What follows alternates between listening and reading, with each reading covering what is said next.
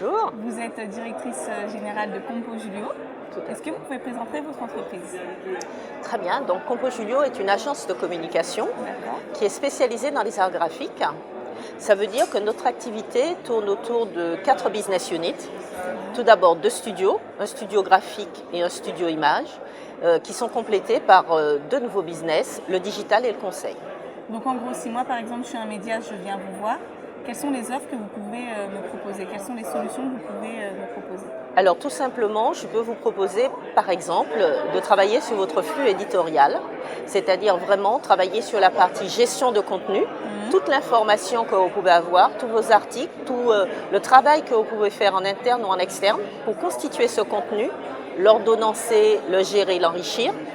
Et ensuite toute une deuxième partie sur la diffusion finalement de ce contenu à travers tous les canaux. Le print bien sûr, oui, mais également les réseaux sociaux, des stories, des podcasts, des vidéos, de la réalité augmentée. Voilà.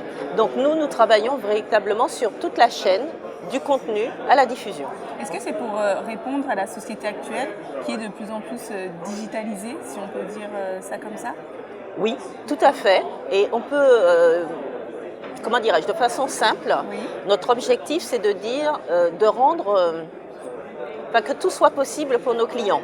C'est-à-dire qu'à partir du moment où notre client a du contenu, le champ des possibles est infini. Et sa seule question c'est quels sont les usages de mes clients, ou il pourrait se dire autrement, comment puis-je mieux rencontrer ma cible. Un exemple très simple, ma cible, ce sont les 14-20 ans.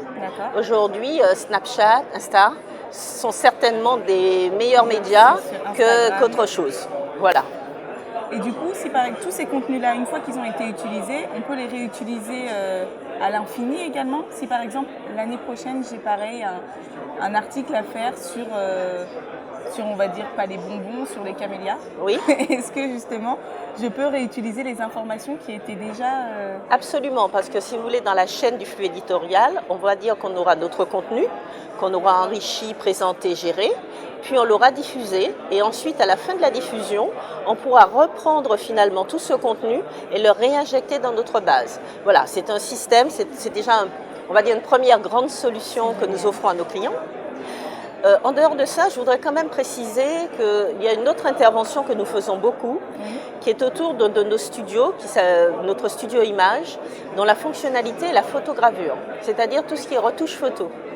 Et aujourd'hui, notamment, nous travaillons pour beaucoup de journaux, beaucoup de grands groupes de presse. Vous pouvez citer quelques clients? Alors on peut citer Prisma Media, on peut citer Mondadori par exemple, mais on travaille beaucoup pour eux et à minima pour la première de couvre. On fait généralement tous les journaux, l'intérieur du journal sur toute la partie retouche photo, mais je dirais ces grands groupes nous demandent une attention particulière finalement sur ce qui est le plus impactant et notamment ces premières de couvre ou ces quatrièmes de couvre sur lesquelles nous travaillons. Et du coup, c'est pour se différencier aussi des autres Absolument. Et pour attirer, pour être attractif, je dirais, quand ils sont sur un linéaire. Où est-ce qu'on peut vous retrouver?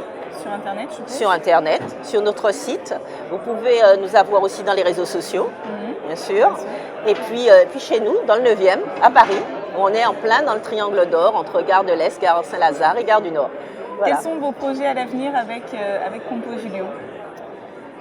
Je dirais d'accompagner encore plus et mieux nos clients.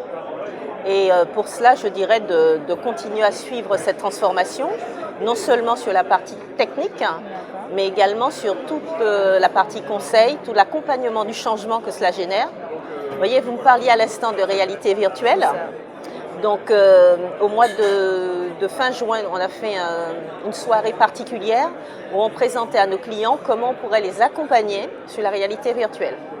C'est important pour vous justement d'être très proche comme ça des évolutions, des innovations C'est fondamental parce que finalement, je dirais, ça leur ouvre d'autres perspectives et ça leur permet de mieux accompagner leurs clients et finalement, ensemble, en fait, on avance. Merci beaucoup. Je vous en prie. Merci. À bientôt.